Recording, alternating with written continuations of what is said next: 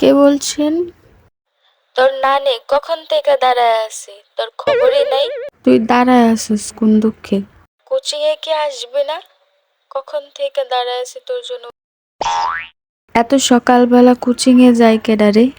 আজ এই রাকাম ঘুমা, ফোন রাখ, শীতে মরে যাইতেছি।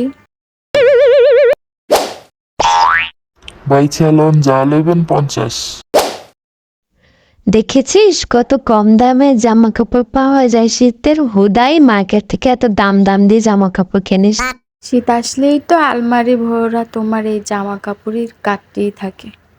কম দামে পেলে আর ছাড়তে চায় কে বল, যেহেতু সস্তা পেয়ে গেছি।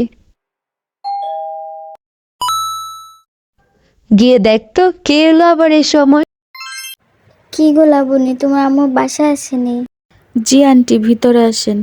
কি গো ভাবি, এত জামা কাপড় নিয়ে বসে আছেন যে? আরে ভাবি, হকারের মার্কেটে গেছিলাম বুঝছেন নে, পরে দেখি 50 টাকা করে শীতের জামা কাপড় বিক্রি করতেছে, তাই কিছু নিয়ে আসলাম। কি বলেন ভাবি, আমার এত জানাবেন নাকি? আমি ওই জায়গায় কিছু নিয়ে আসতাম। আচ্ছা ভাবি, আবার গেলে বলবো। বেডি মানুষ।